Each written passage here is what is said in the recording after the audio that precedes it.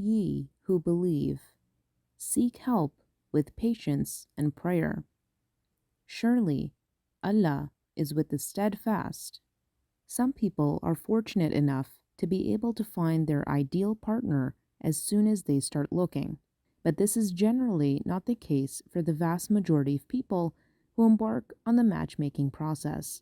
With many facing increasing challenges, this can lead to feelings of despair or uncertainty about ever achieving a successful match. Yet this very obstacle could also provide a prime opportunity for anyone struggling to seek Allah's help using patience and prayers. We asked Munaza to share her experience of accepting delays in her matchmaking process and how she came away stronger through patience and prayers. How old were you when you embarked on the matchmaking process, and what was your expectation of what would happen? My journey started when I was about 20 or 21 years old, which is normally when most girls, I think, would find their journey starting around that time. And really the foundation, the basis with which I started was prayer. As early as I think 12 or 13 years old, we used to hear our elders say that you should always pray for yourself. You should pray for a successful future, a successful marriage, and a pious partner. So that's something that I had really taken to heart, and I had always incorporated this prayer in my regular worship over the years. So when the process started for me, little did I know that it would actually take quite a few years before it came to an end.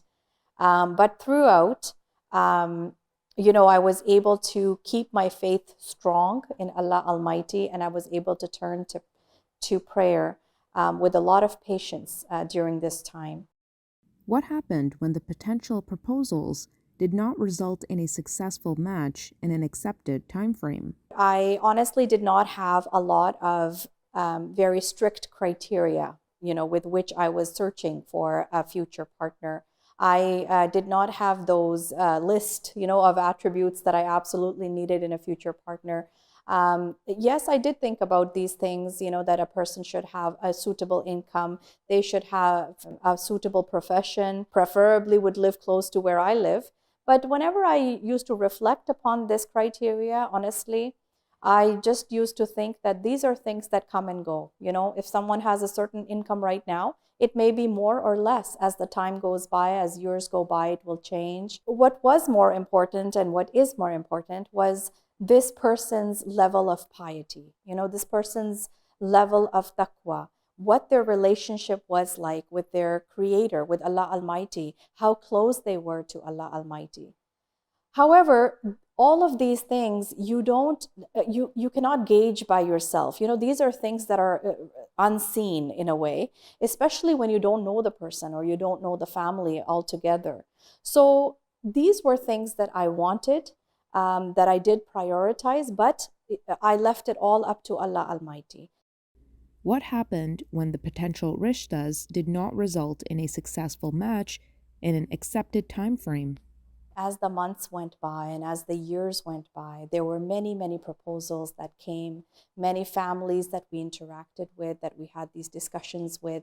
And because my criteria was very broad, it happened most of the time that other families would not find me a suitable match, and therefore would reject the proposal.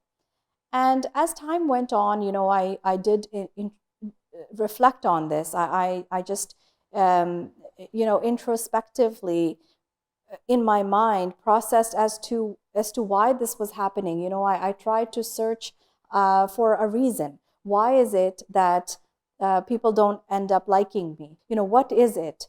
And of course, I think that's very natural, when you're going through so many different proposals and you're going through this process and it's repetitive. You're doing it over and over again. And then you wonder, like, what is wrong with me?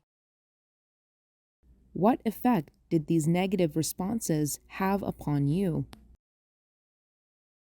So I used to turn to Allah Almighty. I used to ask Him to help me search for an answer, help me through this struggle, help it come to an end. And as time went on, I felt like it was really having a very negative sort of impact on my mental health.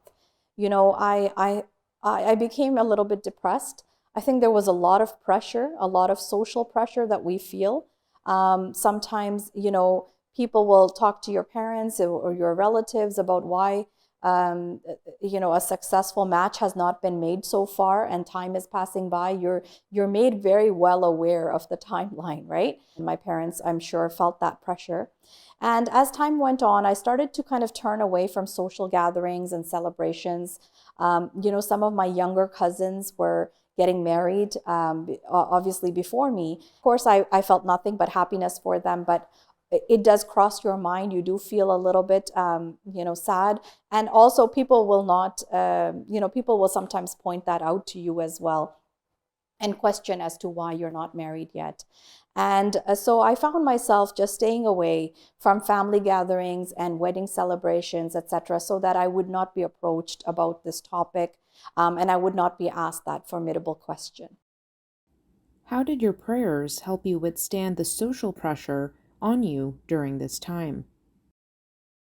A lot of patience was required. I'm happy, I think, with the way that I spent that time with patience and with a lot of prayer. I every single night, of those months and of those years, I prayed to Allah Almighty. Sometimes we are not willing to wait long enough, and sometimes the social pressure, the pressures around us get to be too much, and we start to buckle under them, and we start to lose our faith, and we start to wonder if we are ever going to get married, and if we are ever going to, be able to get away with all of this scrutiny and with all of these questions that we get asked so often. And I think the lesson that I have learned and that I would like to share with all the girls out there who are just now beginning this journey, or have already begun, is that have the patience, stick to your prayers, have this unwavering faith in Allah Almighty that He is going to support you, He is going to guide you, He is going to find the best match possible for you. But it has to happen in the right time. He has the ultimate wisdom. He understands what the struggles are. But sometimes these are just tests that we have to go through temporarily in order to have the most blessed rewards later.